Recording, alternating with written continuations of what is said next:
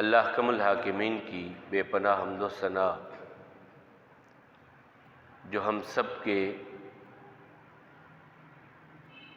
ضرورتوں کو، ہم سب کی حاجتوں کو اور ہم سب کے سب معاملات کے نگہبان بھی ہیں اور عطا کرنے والے بھی ہیں۔ بے حد و حساب درود و سلام امام الانبیاء والمرسلین جناب محمد کریم علیہ تحیت و تسلیم پر رحمت، مغفرت اور بلندی درجات کی دعا صحابہ کرام، تابعین عظام، ائمہ مجتہدین اور تمام مرحومین مسلمین کے لیے، پوری انسانیت کے لیے امن، ایمان اور ہدایت کی دعا کے بعد، یہ رجب کا مہینہ جو اسلامی کیلنڈر میں 7واں مہینہ ہے، اور یہ ان مہینوں میں سے ہے کہ جنہیں اللہ تعالیٰ نے حرمت والا قرار دیا۔ 12 مہینے جب سے کائنات بنی، اور ان 12 مہینوں میں سے 4 عزت حرمت والے، 3 مسلسل آنے والے اور ایک علیحدہ سے رجب، یعنی ذی-القعدہ، ذی الحج اور محرم، یہ 3 مہینے مسلسل حرمت والے ہیں، اور ایک یہ رجب کا مہینہ ہے جس کی عزت حرمت اللہ تعالیٰ نے بیان کی۔ اور قرآن کریم میں ہی اللہ تعالیٰ نے کہا کہ آپ سے سوال پوچھتے ہیں حرمت والے مہینوں کے بارے میں، شہر حرام کے بارے میں، ان سے کہیے کہ ان میں قتال بہت بڑا گناہ ہے، ان میں لڑائی کرنا، جھگڑا کرنا، ایک دوسرے کو مارنا، ایک دوسرے کو قتل کرنا، یہ بہت بڑا گناہ ہے۔ یہ اللہ تعالیٰ کی طرف سے مقرر کیا ہوا ہے معاملہ، اور انسان جب اسلام قبول کرتا ہے، ایمان قبول کرتا ہے، اس وقت وہ ایک بات تسلیم کرتا ہے کہ یہ جو میری زندگی ہے، یہ جو میری سانسیں ہیں، جو میں دن اور رات گزار رہا ہوں، یہ میرے رب کی دین ہے، یہ زندگی میرے رب کی دین ہے، اور یہ دن اور رات کا آنا جانا یہ بھی میرے رب کی عطا ہے۔ اور جب میں نے مان لیا کہ میرا رب ہے، اس نے مجھے پیدا کیا ہے، اس نے مجھے دنیا میں بھیجا ہے، اب مجھ پر، آپ پر لازم آ جاتا ہے کہ ہم اس رب کی بات کو سنیں، اس رب کی بات کو قبول کریں، اور اس رب کی بات کے مطابق اپنی زندگیوں کو ڈھالنے کی کوشش کریں۔ یہ ہے دین، کہ رب کی بات کو سننا، اس کے مطابق اپنی زندگیوں کو ڈھالنا، یہ دین ہے کہ اللہ تعالیٰ نے آپ سے چاہا کہ آپ زندگی ایسے ایسے گزاریں، ان چیزوں سے بچ جائیں اور ان چیزوں کو عمل میں لے آئیں، یہ اللہ تعالیٰ نے بتا دیا۔ اسی کا نام دین ہے، اسی کا نام شریعت ہے، یہی طریقہ ہے، یہی طریقت ہے کہ اللہ کی مان کر کے انسان چلے، تاکہ کل جب ہم اللہ تعالیٰ کے سامنے پیش ہوں اور وہ ہم سے پوچھیں کیسی زندگی گزار کر کے آئے ہو، تو ہم کہیں کہ مالک جو تیرے احکامات تھے ہم نے پوری کوشش کی ان کے مطابق اپنی زندگیوں کو ڈھالنے کی، بنانے کی، اور ان اعمال کو کرنے کی جو اعمال کرنے کی آپ نے ہمیں حکم انبیاء کرام کے ذریعے سے اور اپنی کتابوں کے ذریعے سے جو احکامات آپ نے ہم تک پہنچائے، ہم نے کوشش کی کہ ہم ان کے مطابق عمل کرنے والے بن جائیں۔ اور پھر اللہ تعالیٰ نے احکامات نہیں، احکامات کے مطابق عمل کرنے والی شخصیتیں بھی ہمیں عطا کی۔ انبیاء کرام کا وجود کہ انہوں نے اللہ تعالیٰ کے احکامات پر عمل کر کے ہمیں دکھا دیا، بتا دیا کہ اس طرح یہ کام اس طرح کرنا ہے، یہ کام اس طرح کرنا ہے۔ اور ہمیں ایک اور چیز بیان کر دی گئی کہ یہ جو شریعت ہے، یہ جو دین ہے، یہ بنانے کا اختیار صرف اللہ تعالیٰ کو ہے۔ انسانی زندگی میں دین، قانون شریعت یہ بنانے کے اختیار کسی انسان کے پاس نہیں ہے۔ یہ جو ہمارے ہاں جمہوریت کا ایک تذکرہ آتا ہے اور اس میں کہا جاتا ہے کہ حاکم اعلیٰ عوام ہے، غلط۔ حاکم اعلیٰ اللہ تعالیٰ ہے۔ احکامات دینے والے اللہ تعالیٰ ہیں۔ ان احکامات کو کس کس انداز میں نافذ کرنا ہے یہ آگے آ کر کے آپ معاملہ کر سکتے ہیں، لیکن احکامات بنانے کا اختیار انسان کے پاس نہیں ہے۔ جس طرح کہ اللہ کے حبیب علیہ السلام روزانہ عصر کے بعد اپنی ساری بیویوں کے گھر میں چکر لگاتے، ان سے ملتے، حال احوال ان کے پوچھتے، لیکن ایک گھر میں تھوڑا سا ٹائم زیادہ لگنے لگا۔ ہر بیوی کی چاہت، خواہش یہ ہے کہ میرے پاس رسول اللہ صلی اللہ علیہ وسلم زیادہ دیر بیٹھیں، لیکن ایک گھر میں ٹائم کچھ زیادہ لگتا ہے۔ اب دوسری بیویوں کو خواہش پیدا ہوئی کہ یہ پتہ کریں کہ رسول اللہ صلی اللہ علیہ وسلم فلاں کے گھر میں زیادہ ٹائم کیوں سپینڈ کرتے ہیں، کیوں وہاں ٹائم زیادہ گزارتے ہیں۔ پتہ چلا کہ وہاں پر کسی نے تحفتاً شہد بھیجا ہے، اور شہد رسول اللہ صلی اللہ علیہ وسلم کو بڑا پسند ہے۔ وہ جب رسول اللہ صلی اللہ علیہ وسلم جا کر کے بیٹھتے تو وہ شہد کا شربت بنا کر کے پلاتی، کبھی ویسے پی لیتے، تو وہ ٹائم زیادہ لگتا ہے۔ وہ لمبی بات چلی جائے گی۔ دو بیویوں نے آپس میں ڈیسائیڈ کیا کہ جب رسول اللہ صلی اللہ علیہ وسلم آئیں گے نا تو ہم کہیں گے یا رسول اللہ صلی اللہ علیہ وسلم آپ نے مغفر کھایا ہے۔ مغفر ایک خاص قسم کی گوند ہوتی تھی، عرب میں ہوتی تو میٹھی تھی لیکن اس میں سے ایک بو پیدا ہوتی تھی جو اچھی نہیں سمجھتے تھے۔ رسول اللہ صلی اللہ علیہ وسلم تو ویسے ہی بو سے بڑا اپنے آپ کو دور رکھنے والے تھے۔ تو ایک کے پاس آئے، یا رسول اللہ صلی اللہ علیہ وسلم آپ نے مغفر کھایا ہے؟ کہا نہیں۔ کہا شاید میں نے تو شہد پیا ہے۔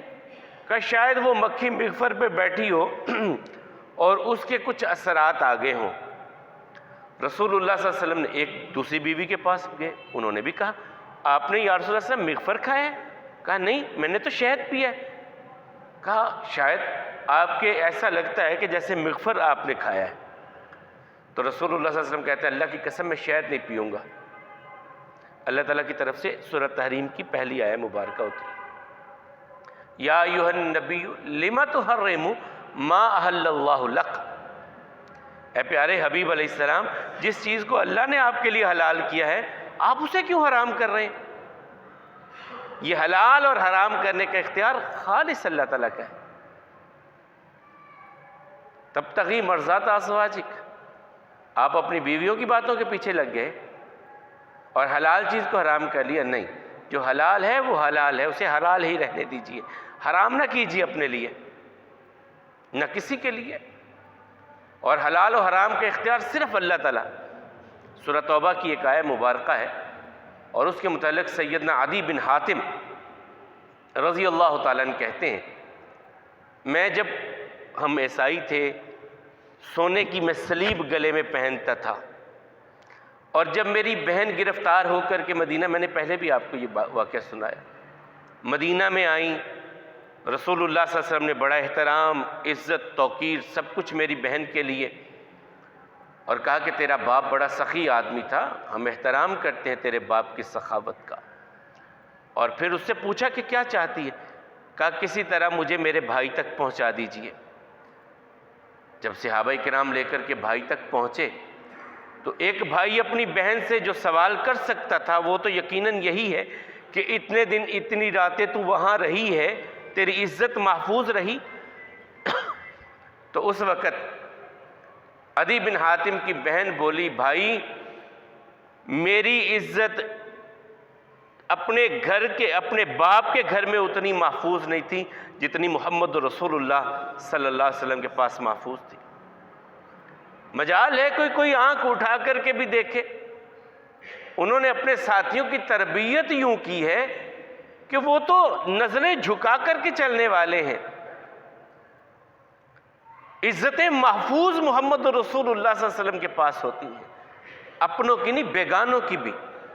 اور واقعہ یاد آیا کہ ایک مرتبہ مدینے میں شور مچا، ایک خاتون دوڑ رہی ہے اور کہہ رہی ہے کوئی میری عزت بچانے والا؟ تو محمد رسول اللہ صلی اللہ علیہ وسلم اپنے گھر سے نکلے، دیکھا کہ اس کا دوپٹہ بھی سرک چکا سر سے، گر گیا بھاگتی ہوئی کا، اپنی چادر اتار کر کے اس کو دی اور کہا بیٹی تو میرے پاس محفوظ ہے، آ جا۔ کہا یہ یہودی کی بیٹی ہے۔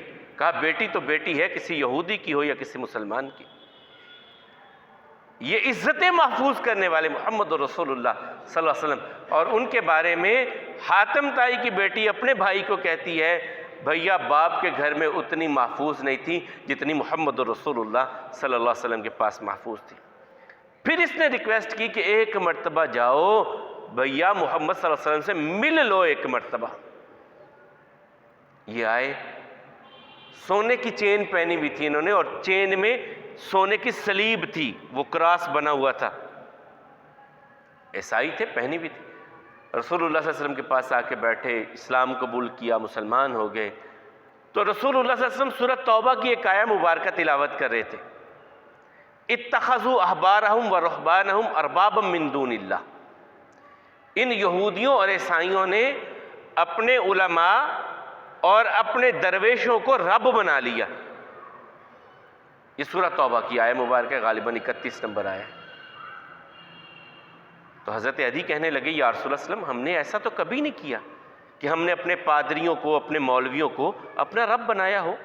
ہاں عیسیٰ علیہ السلام کے بارے میں ہمارا عقیدہ جو نظریہ تھا وہ تھا، لیکن پادریوں اور ان کو نہیں ہم نے بنایا کبھی۔ یہ ترمذی شریف کی حدیث ہے۔ تو رسول اللہ صلی اللہ علیہ وسلم نے پوچھا عدی پہلے تو یہ اتارو، یہ سونے کی چین اور یہ لاکٹ جو ہے پہنا ہوا یہ اتار دو۔ اتار دیا۔ پھر آقا علیہ الصلوۃ والسلام نے بتلایا کہ اللہ تعالیٰ نے میری امت کے مردوں پر سونا اور ریشم حرام کیے ہیں، یہ نہیں پہننا۔ پھر آقا علیہ الصلوۃ والسلام نے اگلی بات کی، کیا تمہارے پادری کسی چیز کو کہتے تھے یہ حلال ہے، تم سمجھتے تھے حلال ہے؟ وہ کہتے تھے یہ حرام ہے، تم سمجھتے تھے یہ حرام ہے؟ کہا جی ایسا ہی ہے، ہمارے پادری جو کہہ دیتے تھے ہمارے لیے حرف آخر ہوتا تھا۔ انہوں نے کہا یہ حلال، ہم نے کہا حلال، انہوں نے کہا یہ حرام، ہم نے کہا حرام۔ کہا یہی تو ان کو رب بنانا ہے، یہ ان کو حلال اور حرام کا اختیار کسی انسان کو دے دینا یوں ہے کہ اسے آپ نے رب تسلیم کر لیا۔ حرام اور حلال کا اختیار صرف اللہ تعالیٰ کے پاس ہے، اور اس کے وہ احکامات انبیاء کرام بیان کرنے والے ہیں کہ یہ چیزیں تمہارے لیے حلال ہیں اور یہ چیزیں تمہارے لیے حرام ہیں۔ اسی طرح شریعت میں احکامات و معاملات یہ سلسلہ ایک چلتا ہے، وہ اللہ تعالیٰ نے آخری شریعت دین اسلام اسے مکمل کر دیا محمد رسول اللہ صلی اللہ علیہ وسلم پر آ کر کے، اور اعلان کر دیا الیوم اکملت لکم دینکم واتممت علیکم نعمتی ورضیت لکم الاسلام دینا۔ یہ سورہ مائدہ کی 3 نمبر آیت اللہ نے نازل کر دی۔ اور اس آیت کے بارے میں ایک یہودی نے کہا تھا کہ اگر یہ آیت ہم پر اترتی تو ہم اس دن کو عید کا دن بنا لیتے۔ اتنی بڑی بات کہ اللہ تعالیٰ کہیں کہ میں نے تم پر اپنی نعمت مکمل کر دی ہے، یعنی دین اسلام اللہ کی نعمت ہے، اور اللہ تعالیٰ کہے میں نے اس نعمت کو مکمل کر دیا تم پر، اور تمہارے لیے دین اسلام کو میں نے پسند کر لیا۔ تو عمر فاروق رضی اللہ تعالیٰ نے کہا میں جانتا ہوں جب یہ آیت مبارکہ اتری تھی وہ عرفہ کا دن تھا، جمعے کا دن تھا، اور رسول اللہ صلی اللہ علیہ وسلم پر اللہ تعالیٰ کی طرف سے جب یہ پیغام آیا ہمارے لیے عرفہ کا دن بھی عید کا دن ہی ہے، اور پھر جمعے کا دن اس کے بارے میں بھی رسول اللہ صلی اللہ علیہ وسلم نے یوں ہی فرمایا۔ تو دین مکمل ہے، اس میں انسانوں کے لیے عبادات کے طریقے خاص طور پر اللہ تعالیٰ نے بیان کر دیے، میں اس میں اضافہ نہیں کر سکتا، آپ اس میں کمی نہیں کر سکتے۔ شریعت میں اضافے کا اور کمی کا اختیار ہمارے پاس نہیں ہے کہ ہم اپنی طرف سے کوئی چیز بنا کر کے کہیں کہ یہ دین ہے، نہیں، اگر ایسا کریں گے تو یہ بدعت ہوگی۔ اور کریم آقا علیہ الصلوۃ والسلام اپنے ہر جمعہ کے خطبہ میں ایک لفظ کہا کرتے تھے، ایک جملہ کہا کرتے تھے جو قیامت تک کے لیے خطیب اپنے جملوں میں کہیں گے، اما بعد فإن خیر الحدیث کتاب اللہ وخیر الہدی ہدی محمد صلی اللہ علیہ وسلم وشر الامور محدثاتها وکل محدثۃ بدعہ وکل بدعۃ ضلالہ والضلالۃ فی النار۔ اما بعد، اما بعد کا مطلب یہ ہوتا ہے کہ ہم نے جو پہلے حمد و ثنا بیان کی، اس کے بعد اب ہم یہ بات آپ سے کہنے لگے ہیں۔ اما بعد کا مطلب جو ہم نے پہلے حمد و ثنا بیان کی، اس کے بعد اب ہم اگلی بات آپ سے کہنے لگے ہیں، یہ اما بعد کا مطلب ہے۔ فَإِنَّ خَيْرَ الْحَدِيثِ كِتَابُ اللَّهِ، آقا کہتے ہیں سب سے بہترین سچی حدیث اللہ کی کتاب قرآن کریم ہے۔ وَخَيْرَ الْحَدْيِ حَدْيُ مُحَمَّدٍ صلی اللہ علیہ وسلم، اور بہترین رہنمائی، بہترین ہدایت، بہترین طریقہ زندگی وہ محمد رسول اللہ صلی اللہ علیہ وسلم کا طریقہ زندگی ہے۔ وَشَرَّ الْأُمُورِ مُحْدَثَاتُهَا، اور بدترین چیزیں جو ہیں وہ نئی نئی چیزیں، نئے نئے اضافے ہیں جو دین کے نام پر کیے جائیں۔ وَشَرَّ الْأُمُورِ مُحْدَثَاتُهَا وَكُلُّ مُحْدَثَةٍ بِدْعَةٍ، اور ہر نئی چیز جو دین میں بنا کر کے داخل کی جائے وہ بدعت ہے۔ كُلُّ بِدْعَةٍ ضَلَالَةٍ، اور ہر بدعت گمراہی کی طرف لے کے جانے والی ہے۔ وَالضَّلَالَةُ فِي النَّارِ، اور گمراہی انسان کو آگ میں لے جانے والی ہے۔ گمراہی انسان کو آگ میں لے جانے والی۔ شریعت کے بارے میں، عبادات کے بارے میں بہت انسان کو احتیاط کے معاملات کو سامنے رکھنا ہے، اضافہ بھی نہیں کر سکتے۔ جس طرح کہ 3 صحابہ کرام کا واقعہ آتا ہے، آئے خود حضرت علی رضی اللہ تعالیٰ، عثمان بن ابی طلحہ رضی اللہ تعالیٰ، اور ایک اور تھے، تینوں آئے۔ عمر بن عاص، امہات المومنین سے پوچھا، مشہور حدیث ہے، آپ اکثر سنتے ہیں، ماں جی ہمیں بتائیں آقا علیہ السلام کی سیرت کے بارے میں، آقا کا سونا جاگنا، روزہ رکھنا، عبادت کرنا بتلائیے ہمیں۔ تو ہماری ماؤں نے بتلایا کہ آقا رات کو آتے ہیں، 2 پہر رات کے سو جاتے ہیں، پچھلے پہر میں اٹھ کر کے اپنے رب کے سامنے کھڑے ہو جاتے ہیں، پھر عبادت میں مصروف ہو جاتے ہیں، یہاں تک کہ فجر کا وقت ہو جاتا ہے، فجر کی اذان ہوتی ہے تو پھر 2 رکعت ادا کرتے ہیں، پھر پہلو کے بل، دائیں پہلو کے بل تھوڑا سا لیٹتے ہیں اور کروٹ میں لیٹتے ہیں، پھر اٹھ کر کے مسجد چلے جاتے ہیں، نماز پڑھاتے ہیں۔ یہ ساری تفصیل۔ پھر 2 روزے ہر ہفتے میں رکھتے ہیں، سوموار کے دن کا اور جمعرات کا روزہ رکھتے ہیں۔ پھر اسی طرح 3 روزے مہینے کے جو چاند پورا ہو جاتا ہے، 13، 14 اور 15 تاریخ چاند کی ہوتی ہے، اس میں روزہ رکھتے ہیں۔ پھر جب مسجد میں نماز پڑھا کر کے گھر آتے ہیں تو گھر کا کوئی ہم کام کر رہی ہوتی ہیں تو ہمارے ساتھ کر کے کام بھی کروا دیتے ہیں آقا علیہ السلام۔ یہ ساری تفصیل امہات المومنین نے بیان کی ان 3 صحابہ کرام سے۔ اب یہ تینوں آپس میں گفتگو کرنے لگے، یار آقا علیہ السلام تو ایسے ہیں، ان کے تو کوئی گناہ کوئی غلطی ہے ہی نہیں، وہ اتنی اللہ کی عبادت کرتے ہیں، ہمیں ان سے زیادہ کرنی چاہیے۔ ایک بولے، یار میں تو ساری رات، آقا 2 حصے رات کو آرام کرتے ہیں نا اور 1 حصہ جاگتے ہیں، میں ساری رات عبادت کروں گا، سونا ہی نہیں میں نے، مصلی پہ بس۔ دوسرے بولے، یار آقا تو ہفتے میں 2 روزے اور مہینے میں تقریباً 11 روزے رکھتے ہیں، ہر مہینے میں تقریباً 11، تو میں تو روزانہ ہی روزہ رکھوں گا، میں نے چھوڑنا ہی کوئی نہیں۔ تیسرے کہنے لگے، یار میں نے شادی نہیں کرنی۔ کیوں؟ شادی ہوگی، بچے ہوں گے، بیوی کے اخراجات، گھر کے اخراجات، کمانے کے لیے جانا، میں نے تو اپنی زندگی وقف کر دینی ہے، عبادت کرنی ہے، دن رات اسی کام میں لگ جانا ہے۔ اب یہ تینوں صحابہ کرام یہ بات کر کے چلے گئے۔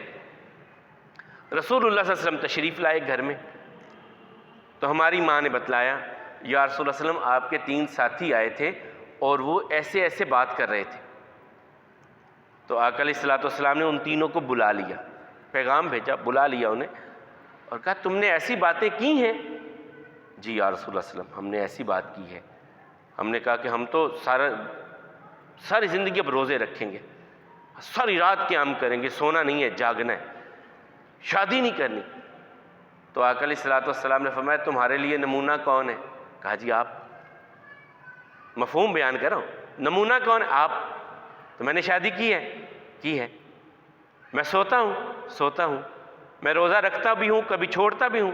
جی، تو پھر جس طرح میں کرتا ہوں ویسے ہی تم نے کرنا ہے، جس طرح میں کرتا ہوں ویسے ہی تم نے کرنا ہے۔ یہ نہیں کرنا کہ شادی نہیں کرنی، تجرد کی زندگی نہیں ہے کہ ہم بس اب علیحدہ سے شادی نہیں کریں گے، گھر نہیں بسائیں گے. یہ ساری رات فرمایا وَلِنَفْسِكَ عَلَيْكَ حَقٌ، تمہارے جسم کا حق ہے تم پر. یہ جسم آرام مانگتا ہے، آرام بھی کرو. شادی انسانی خواہش ہے، ضرورت ہے، کرو. روزہ رکھو بھی اور افطار بھی کرو. اور پھر ایک موقع پہ فرمایا سب سے بہترین اور خوبصورت روزہ تو داؤد علیہ السلام کا تھا. وہ ایک دن روزہ رکھتے تھے، ایک دن چھوڑ دیتے تھے، ایک دن روزہ رکھتے تھے، ایک دن چھوڑ دیتے تھے. یہ آقا علیہ السلام نے سیدنا داؤد علیہ السلام کی تعریف کی ہے کہ بہترین روزہ رکھتے تھے. ایک دن روزہ، ایک دن ناغا، ایک دن روزہ، ایک دن ناغا، ایک دن روزہ، ایک دن ناغا، یوں رکھا کرتے تھے. تو بہرحال نبی کریم صلی اللہ علیہ وسلم نے ان سے کیا فرمایا کہ میں تمہارے لیے بہترین نمونہ ہوں. جو احکامات، جو طریقہ کار میرا ہے اسی کے مطابق زندگی آپ لوگوں نے گزارنی اور ڈھالنی ہے. لیکن اللہ کے حبیب علیہ السلام جانتے تھے کہ بعد میں لوگ سوچیں گے یار یہ کام کر لیں تو کیا حرج ہے، یہ کام کر لیں اچھا ہی ہے، کیا حرج ہے، یہ بھی کچھ کر لیتے ہیں، ایسا بھی کچھ کر لیتے ہیں. تو رسول اللہ صلی اللہ علیہ وسلم نے حجۃ الوداع کے موقع پر کہا تھا علیکم بسنتی وسنت الخلفاء الراشدین المہدیین، لوگوں میری سنت پر عمل کرنا، میرے طریقے پہ عمل کرنا، میرے بعد خلفاء راشدین کے طریقے پر عمل کرنا، اور میری سنت کو اتنی مضبوطی سے پکڑنا جس طرح اپنے دانتوں کے ساتھ مضبوطی سے کسی چیز کو پکڑتے ہو ایسے میری سنت کو پکڑ لینا، میرے طریقے کو ایسے پکڑنا. اور پھر فرمایا تھا کہ ایسے امور اپنی طرف سے دین میں داخل نہ کرنا کہ یہ کر لے تو کیا حرج، یہ کر لے تو کیا حرج ہے. بہت بڑا حرج ہوتا ہے جب ہم ایک چیز دین کے نام پر دین میں داخل کرتے ہیں. وہ سب سے بڑھ کر کے یہ ہوتا ہے کہ شاید رسول اللہ صلی اللہ علیہ وسلم کو اس چیز کا علم نہیں تھا، ہم یہ کرنے لگے ہیں تو بہتر ہے. یا رسول اللہ صلی اللہ علیہ وسلم کو علم بھی تھا تو انہوں نے بتایا نہیں یا انہوں نے کیا نہیں. نہیں، دین وہی ہے جو محمد رسول اللہ صلی اللہ علیہ وسلم دے کر کے گئے. اب یہ ساری بات یہاں تک پہنچی کہ دین اللہ کی طرف سے محمد رسول اللہ صلی اللہ علیہ وسلم لے کر کے آئے اور انہوں نے اس میں کوئی چیز بھی اپنے پاس چھپائی نہیں ہے.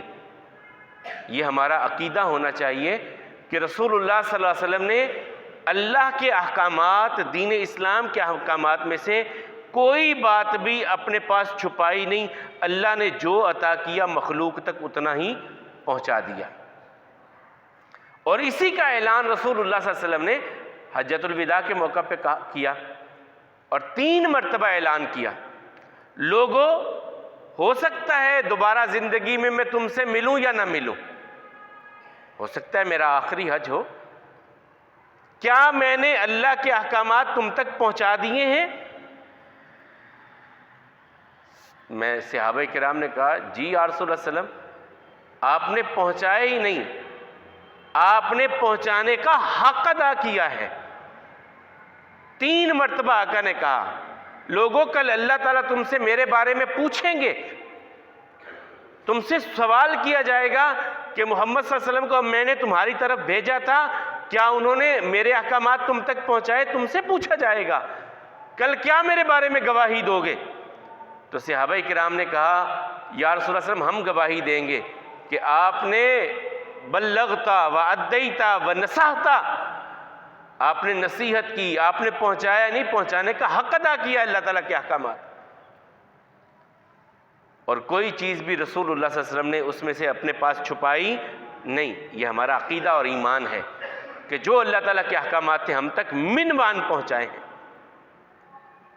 اب اس میں ہم کچھ چیزیں داخل کرتے چلے جائیں کہ یار اس میں کیا حرج ہے، یہ اگر کر لے تو کیا حرج. خاص طور پہ اس رجب کے مہینے میں 2-3 کام ایسے کیے جاتے ہیں جن کا دین اسلام میں اور قرون اولیٰ میں تصور نہیں ملتا.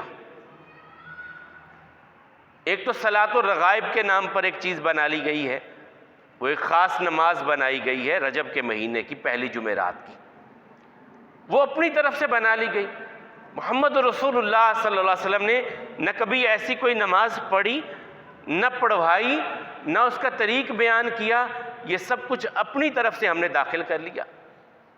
صلاۃ الرغائب کے نام پر، اور دوسری چیز کل آنے والا کل 22 رجب کے حوالے سے ایک کنڈوں کا ختم ہے، وہ بھی اپنی طرف سے ایک چیز داخل کر لی گئی دین میں، حالانکہ محمد رسول اللہ صلی اللہ علیہ وسلم نے اس کے بارے میں ایک لفظ بھی بیان نہیں کیا، ایک لفظ بھی 22 رجب کے کنڈوں کے حوالے سے رسول اللہ صلی اللہ علیہ وسلم نے بیان نہیں کیا۔ بہت بات کہا جاتا ہے کہ حضرت علی رضی اللہ عنہ کے بیٹے کون؟ حضرت حسین، ان کے بیٹے زین العابدین، ان کے بیٹے محمد باقر، ان کے بیٹے جعفر الصادق، ان کی طرف ایک بات منسوب کی جاتی ہے، یعنی رسول اللہ صلی اللہ علیہ وسلم کے دنیا سے رخصت ہونے کے تقریباً 1 صدی کے بعد، ان کی پیدائش 75-76 کے بارے میں کہا جاتا ہے ہجری کے، اس کے بعد یہ ایک مرتبہ ان کی طرف ایک کہانی کہی جاتی ہے کہ یہ محل میں سے گزر رہے تھے تو انہوں نے کہا کہ اگر کوئی بندہ اس طرح یہ ختم دلائے اور اس کے لیے خیر و برکت کے دروازے اور اس کے لیے آسانیوں کے دروازے کھل جاتے ہیں، اس کے لیے یہ ہوتا ہے، وہ ہوتا ہے، وہ ہوتا ہے۔ پھر وہ بادشاہ کا ایک قصہ کہانی وزیر کا قصہ سنایا جاتا ہے۔ یہ سارے قصے کہانیاں ہیں، شریعت میں ان کا وجود کوئی نہیں ہے۔ دین وہ ہے جو محمد رسول اللہ صلی اللہ علیہ وسلم نے دی، اور اس کے بارے میں ایک لفظ بھی کریم آقا علیہ السلام نے بیان نہیں کیا۔ اسی طرح اسی رجب کے حوالے سے ہی 27 رجب کے حوالے سے ہم نے ایک روزہ بنا لیا اور رات کا قیام بنا لیا کہ یہ شب معراج ہے۔ معراج کے حوالے سے ایک بھی تاریخ آپ کے پاس مکمل اس کی نہیں ملتی کہ یہ تاریخ ہے معراج کی اور یہ مہینہ ہے اور یہ سال ہے، قطعاً نہیں ملتا۔ اقوال ہیں بہت سارے، 27 رجب ہے، ربیع الاول ہے، بعض نے رمضان کہا، بعض نے اس کو 10 نبوت میں کہا، بعض نے 7 نبوت میں کہا، بعض نے 9 نبوت میں کہا، بعض نے 11-12 نبوت میں کہا۔ یہ سارے اقوال ہیں، ایک بھی اس کی معراج کا واقعہ یقینی ہے، اس کے بارے میں کوئی شک شبے کی بات نہیں ہے، لیکن اس کی تاریخ غیر یقینی ہے کہ کس تاریخ کو یہ پیش آیا واقعہ، کون سے مہینے میں یہ واقعہ پیش آیا اور کون سے سال میں پیش آیا۔ ہاں یہ حقیقت ہے کہ ہجرت سے پہلے یہ واقعہ ہوا۔ معراج کا واقعہ یقینی ہے، لیکن اس کی تاریخ کے بارے میں مختلف اقوال ہیں، کسی نے کچھ کہا، کسی نے کچھ کہا، کسی نے کچھ کہا۔ اور یہ کیوں ہوتا تھا، یہ اختلاف کیوں پیدا ہو گیا، یہ بھی تو ایک بات سمجھنے والی ہے کہ آخر یہ اتنا اختلاف کیوں، اتنا بڑا واقعہ تھا، اتنا عظیم الشان معجزہ تھا معراج کا، اس کی تاریخ میں اتنا اختلاف کیوں پیدا ہو گیا۔ اس کی بڑی وجہ یہ تھی، میں نے پہلے بھی آپ کو بیان کیا، کہ عرب لوگ مہینوں کو آگے پیچھے کر لیتے تھے۔ یہ سورہ توبہ میں اللہ تعالیٰ نے بیان کیا ہے اس واقعے کو کہ نسی کا قاعدہ تھا، 4 مہینے اللہ تعالیٰ نے کہا کہ تم نے لڑائی نہیں کرنی۔ اب وہ کیا کرتے کہ کسی قبیلے پر لڑنا ہے، کسی قبیلے کے ساتھ جھگڑا ہے، کسی قبیلے سے بدلہ لینا ہے، تو وہ رجب کو آگے پیچھے کر لیتے، رجب کو شعبان کی جگہ پہ، شعبان کو رجب کی جگہ پہ کر لیتے۔ چلو اس مہینے لڑ لو، جو حرمت رکھنی ہے وہ شعبان کے کر لیں گے، وہ آگے پیچھے کر لیتے تھے۔ محرم میں لڑائی کرنی ہے تو محرم کی جگہ پہ سفر کو حرمت والا کر لو، محرم کی جگہ پہ لے لو، اور سفر کو محرم کی جگہ پہ لے لو۔ یہ تبدیلیاں کرتے تھے عرب۔ تبھی تو رسول اللہ صلی اللہ علیہ وسلم نے جب خطبہ دیا حجۃ الوداع کا اور کہا زمانہ گھوم پھر کے آج اپنی اصل حالت میں ہے، آج میں 9 ذی الحج کو جو خطبہ حج دے رہا ہوں تمہیں، یہ اپنی اصل دن جو ہے 9 ذی الحج کا، اس دن میں تمہیں خطبہ دے رہا ہوں۔ اور پھر کہا کہ خبردار کوئی یہ تاریخوں میں تبدیلی نہیں کرے گا، مہینے آگے پیچھے نہیں کیے جائیں گے، یہ رسول اللہ صلی اللہ علیہ وسلم نے پھر اس وقت کہا۔ اس وجہ سے تاریخ میں یہ سارا اختلاف آتا ہے۔ تو بہرحال دین اسلام کی ہم بات کر رہے تھے، یہ اللہ تعالیٰ کی طرف سے عطا ہے، اس میں اپنی طرف سے اضافہ نہ آپ کر سکتے ہیں نہ میں کر سکتا ہوں۔ اور سیدہ عائشہ رضی اللہ تعالیٰ عنہ فرماتی ہیں، رسول اللہ صلی اللہ علیہ وسلم نے فرمایا، من احدث فی امرنا ھذا ما لیس منہ فہو رد۔ جو ہمارے دین میں کوئی نئی چیز داخل کرتا ہے نا، جو دین میں نہیں ہے، محمد رسول اللہ صلی اللہ علیہ وسلم نے نہیں دی، وہ اضافہ کرتا ہے، اسے رد کر دیا جائے گا، وہ مردود کام ہے، وہ دین میں داخل نہیں کیا جائے گا۔ دین کے نام پر دین میں کسی چیز کا آپ اضافہ نہیں کر سکتے۔ دین وہی ہے جو محمد رسول اللہ صلی اللہ علیہ وسلم نے عطا کیا، اور اس میں کوئی بڑا دیکھ کر کے کہ اس کی پگڑی بڑی ہے یا یہ بڑا عالم ہے، اس نے یہ کہہ دیا، دین میں یہ چیزیں بھی نہیں چلتی۔ کسی کا جبہ و دستار نہیں چلتا، کسی کو بڑا عالم ہے تو وہ دین میں اضافہ کر سکتا ہے، نہیں ایسا ہو سکتا۔ صحابہ کرام کی زندگیاں دیکھ لیں، وہ کہتے ہیں اللہ کے رسول صلی اللہ علیہ وسلم کی بات آ گئی، اب ہم اس سے آگے پیچھے نہیں ہو سکتے، کیونکہ رسول اللہ صلی اللہ علیہ وسلم کی۔ عبداللہ ابن عمر رضی اللہ تعالیٰ یہ کہتے خواتین کو رسول اللہ صلی اللہ علیہ وسلم نے مسجد میں آنے کی اجازت دی۔ ان کا بیٹا کہنے لگا، ابا جی میں نے تو اپنے گھر والوں کو مسجد نہیں جانے دینا۔ بیٹے میں تجھے رسول اللہ صلی اللہ علیہ وسلم کی بات کہہ رہا ہوں۔ کہا میں نے نہیں جانے دینا۔ کہا آج کے بعد خبردار مجھ سے کلام بھی کیا تو رسول اللہ صلی اللہ علیہ وسلم کی بات کے مقابلے پہ تو اپنی بات، اپنی سوچ، اپنی رائے لائے۔ تیری رائے، تیری سوچ کوئی اہمیت نہیں رکھتی جب رسول اللہ صلی اللہ علیہ وسلم کی بات آ جائے۔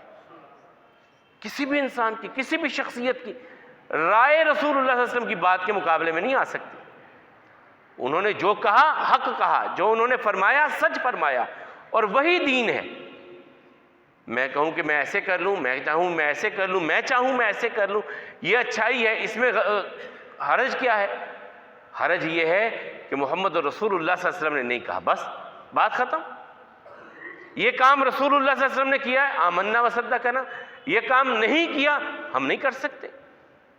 اور اللہ تعالیٰ کہتے ہیں کہ کتنے ایسے ہوں گے قیامت کے دن، آپ ان سے کہیے، کل هل ننبئکم بالاخسرین اعمالا، میں تمہیں بتاؤں، میں خبر دوں تم کو کہ کون زیادہ خسارے میں ہوگا قیامت کے دن؟ الذین ضل سعیہم، وہ جن کی قد و کاوش محنتیں ساری ضائع کر دی جائیں گی۔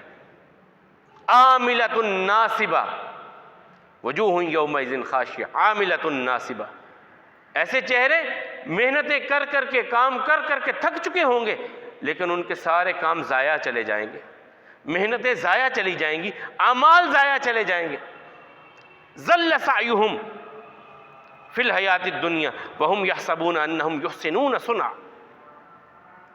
وہ یہ سمجھیں گے کہ ہم نے تو بڑے اچھے کام کیے ہیں، ہم تو بڑی نیکی کے کام کر کے آئے ہیں، ہم نے یہ نیکی کا کام کیا، ہم نے یہ نیکی کا کام کیا، ہم نے یہ نیکی کا کام کیا۔ جب اللہ تعالیٰ کے سامنے پیش کیے جائیں گے، اللہ تعالیٰ کہیں گے میرے نبی نے ایسا نہیں کیا، میرے نبی نے یہ طریقہ تمہیں نہیں بتایا، تم یہ کیوں کر رہے ہو؟ یہ سارے اعمال ضائع چلے جائیں گے، یہ محنتیں، یہ کوششیں، یہ ساری ضائع چلی جائیں گی، کیونکہ وہ رسول اللہ صلی اللہ علیہ وسلم کے طریقے کے مطابق نہیں ہوں گے۔ اللہ تعالیٰ کے ہاں اعمال کی قبولیت کے لیے دو بڑی شرطیں ہیں، دو بڑی شرطیں۔ ایک وہ عمل خالص اللہ کو راضی کرنے کے لیے آپ کریں، دکھلاوا آئے گا تو شرک آ جائے گا۔ آقا علیہ الصلوۃ والسلام نے فرمایا، ایک انسان نماز پڑھ رہا ہے، وہ سجدہ تھوڑا سا لمبا کر دیتا ہے، رکوع تھوڑا سا لمبا کر دیتا ہے، صرف اس لیے کہ یہ جو دائیں بائیں بیٹھے دیکھ رہے ہیں نا، کہیں یار کیا بات ہے، سجدہ رکوع لمبا کیوں کر دیا؟ کہ یہ جو دیکھنے والے مجھے ہیں نا، کہیں یار بڑا نمازی ہے۔ آقا علیہ الصلوۃ والسلام نے فرمایا یہ شرک کرنے والا ہے۔ من صلی یرائی فقد اشرک، جو دکھلاوے کے لیے نماز کو لمبا کر دیتا ہے یہ شرک کرتا ہے۔ عبادت خالص اللہ کو راضی کرنے کے لیے، اور دوسرا خالص محمد رسول اللہ صلی اللہ علیہ وسلم کے طریقے کے مطابق، دونوں میں اخلاص اللہ تعالیٰ قبول کرتے ہیں۔ خالص میری رضا کے لیے خالص کرو، اور میرے حبیب کے طریقے کو خالص سمجھ لو، یہی دین ہے، یہی شریعت ہے، یہی آپ کے لیے اور میرے لیے اللہ کا پیغام ہے۔ اللہ کے ہاں اعمال کی قبولیت مشروط ہے محمد رسول اللہ صلی اللہ علیہ وسلم کے طریقے کے مطابق۔ اللہ کے ہاں اللہ تعالیٰ نے ہمارے لیے خوبصورت نمونہ کریم آقا علیہ الصلوۃ والسلام کو بنایا ہے۔ جہاں کہیں بیٹھ جاؤ بیٹھ جاؤ، جہاں کہیں کھڑے ہو جاؤ کھڑے ہو جاؤ، جو کہیں یوں اس طرح کام کرو وہ کر لو، جس سے کہیں ایسا نہیں کرنا وہ رک جاؤ۔ یہی ساری شریعت ہے، یہی دین ہے، یہی دین کا تقاضا ہے، اور پھر اسی کے مطابق زندگی گزاریں گے تو کل اللہ کے ہاں ہمارے اعمال کا وزن کیا جائے گا۔ اگر اس طرح کی زندگی نہیں ہے اور اپنی خواہشات کو لے کر کے ہم بیٹھ جائیں کہ میرا دل کرتا ہے ایسے بھی کر لوں، میرا دل کرتا ہے میں ایسا بھی کر لوں، میرا دل کرتا ہے میں ایسا بھی کر لوں، میرا جی چاہتا ہے کہ میں نماز پڑھنے لگوں تو میں سجدے 4 کروں، میرا دل چاہتا ہے کہ میں رکوع کروں تو 2 مرتبہ 1 رکعت میں رکوع کر لوں، یہ اللہ کے ہاں قبول نہیں ہوگا۔ میرا دل چاہتا ہے کہ میں نے جمعہ کی 2 نہیں، میں نے 4 رکعت فرض پڑھنی ہے، اللہ کے ہاں ایسا قبول نہیں ہوگا۔ میرا دل چاہتا ہے کہ میں 2 رکعت کی جگہ پہ 3 رکعت ادا کر لوں، اللہ کے ہاں یہ قبول نہیں ہوگا۔ جو اللہ نے ضابطے طریقے دیے ہیں انہی کے مطابق زندگی کو گزاریں گے تو کامیابی ہے، ان کے مطابق زندگی نہیں ہے تو ناکامی کے سوا کچھ نہیں ملنے والا۔ اللہ تعالی ہم سب کو دنیا اور آخرت کی کامیابیاں عطا فرمائے، اپنے پیارے حبیب علیہ الصلوۃ والسلام کی سنتوں کی سچی محبت ہمارے دلوں میں پیدا فرمائے، بدعات خرافات سے ہم سب کو بچنے کی توفیق عطا فرمائے۔ مالک و مولا پریشان حال لوگوں کی پریشانیوں کو دور فرمائیں، دکھیاروں کے دکھوں کو دور فرمائیں۔ بہت سارے احباب کی بیماروں کی دعا کی اپیل ہے۔ ہمارے حافظ وحید چیمہ صاحب ہیں، ان کے بیٹے کا ایکسیڈنٹ ہوا ہے دبئی میں، وہ کافی زیادہ ان پر مسائل ہیں، ان کے لیے۔ پھر ہماری مسجد کے نمازی ہے حامد صاحب کے بیٹا سعد، وہ 3-4 دن پہلے مسجد سے نکلتے ہوئے نظر کمزور تھی بیچارے کی، وہ باہر یہاں پہ وہ مین ہال میں گر کر کے اس کو بھی کافی زیادہ زخم آئے ہیں، وہ بھی بیمار ہیں۔ جتنے بھی مسلمان بیمار ہیں، جنہوں نے دعا کے لیے نہیں بھی کہا، مالک و مولا سب بیماروں کو شفا عطا فرمائے، سب بیماروں کو مکمل صحت عطا فرمائے۔ جتنے بھی مسلمان بیمار ہیں گھروں میں اسپتالوں میں، ان کے امراض کسی بھی نوعیت کے ہیں، مالک و مولا ان کی اس دکھ کو تکلیف کو اپنے فضل اپنی رحمت سے دور فرمائے اور انہیں مکمل صحت عطا فرمائے، ایسی صحت عطا فرمائے جو سب کمزوریوں کو ختم کر دینے والی ہو۔ مالک و مولا جو ہمارے والدین دوست احباب اس دنیا کو چھوڑ کے آپ کی بارگاہ میں پہنچے، ان سب کی مغفرت فرمائیے، ان سب کی اگلی منزلیں آسان کر دیجیے، ان سب کی قبروں کو جنت کا باغیچہ بنائیے۔ ہم جو یہاں موجود ہیں ہم سب کو صحت اور ایمان والی زندگی عطا فرمائیے۔ مالک و مولا جو مقروض ہیں ان کے قرضوں میں آسانیاں پیدا فرمائیے۔ حافظ ابو بکر خالد انصاری، یہ ہمارے خالد انصاری صاحب دوست ہیں، ان کی پوتی لاہور میں زیر علاج ہے، تو سب بیماروں کے لیے یہ تو پہلے بھی ہو چکا کہ مالک و مولا سب کو مکمل صحت عطا فرمائیں۔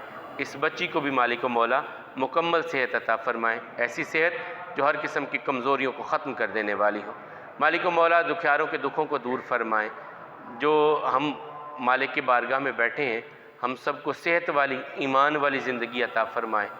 اور اب ایک اور سلسلہ بھی آنے والا ہے آگے، الیکشن کا وقت بھی زیادہ ہو گیا، تو میں نے پہلے بھی آپ سے اپیل کی تھی، اب دوبارہ اپیل کروں گا، یہ وقت گزر جائے گا، کبھی بھی ان سیاسی لیڈروں کے لیے اپنے دلوں میں اپنے دوست اپنے احباب اپنے بہن بھائیوں کے لیے نفرتیں نہ پالیے۔ جس کو چاہیے ووٹ دیجئے، یہ آپ کی مرضی ہے، کسی جماعت کی میں آپ سے بات نہیں کروں گا، نہ میں اس معاملے کو پسند کرتا ہوں، بہرحال یہ آپ کا معاملہ ہے، لیکن ان الیکشنوں کے لیے ان ووٹوں کے لیے تو فلاں پارٹی کا میں فلاں پارٹی کا، میں اس کے خلاف تو اس کا حمایتی، وہ برا وہ اچھا، اپنے اعمال کو بچائیے، اپنے اعمال کو بچائیے۔ یہ غیبتیں، یہ تہمتیں، یہ الزام، یہ فلاں یہ فلاں یہ فلاں، میں حیران ہو گیا، یہ پرسوں ترسوں وہ اس کو جو ہے سزا ہوئی ہے عمران کو، تو ایک بندے نے وہ سٹیٹس لگا دیا، دیکھا اللہ کی بارشیں بھی تب تک رکی تھی کہ اس کو سزا کیوں نہیں، استغفر اللہ، یار کیسی سوچ لے کے بیٹھ جاتے۔ کوئی کہہ رہا ہے کہ اس کو سزا ہوئی ہے تو آسمان بھی رو رہا ہے، اور خدا کا خوف کرو یار، اپنے لیڈروں کو لے کر کے اس حد تک ہم گر جاتے ہیں کہ اللہ کے معاملات میں ہم باتیں کرنے لگ جائیں. وہ آپ کا لیڈر ہے بھائی، آپ رکھیں، آپ کا نہیں آپ نہ رکھیں، لیکن اس طرح اس حد تک گر جانا بھی نہیں اچھا کہ آپ گراوٹ کی انتہاؤں میں چلے جائیں. کیا کیا کچھ ہم ایک دوسرے کو کہہ نہیں رہے. بچ جائیے، یہ وقت گزر جائے گا. وہ حکومت بنا لیں گے، وہ نہ آپ کو جانیں گے، نہ آپ کو پہچانیں گے، نہ آپ کے پاس آئیں گے. آج آپ کو آ کے بڑے گلے مل رہے ہیں، کل آپ نے ان کو جاننا بھی نہیں ہے، انہوں نے آپ کو بھی جاننا نہیں ہے. تو اپنے آپ کو، اپنے اعمال کو ضائع نہ کیجئے ان دنیا دار لوگوں کے لیے. اللہ کم الحاکمین ہم سب کی حفاظت فرمائے. مالک و مولا اس وطن کی حفاظت فرمائے. حکمران دے جو رب کا تقوی رکھنے والے ہوں. ایک بھی ایسا نہیں آیا ہوگا کہ جو کہتا ہوگا یار ہم اللہ کے قانون کو لے کے آئیں گے. سارے اپنی اپنی باتیں کر رہے ہیں، سارے اپنے اپنے معاملات کو لے کر چل رہے ہیں. تو اللہ تعالیٰ اس وطن کی حفاظت فرمائیں. حکمران ایسے دیں جو مخلوق پہ رحم کرنے والے ہوں، جو مالک کا تقوی رکھنے والے ہوں. اللہ تعالیٰ ہم سب کے لیے ایسا ہی کر دیں. اقول قولی ھذا والحمد للہ، استغفر اللہ لی ولکم ولسائر المسلمین.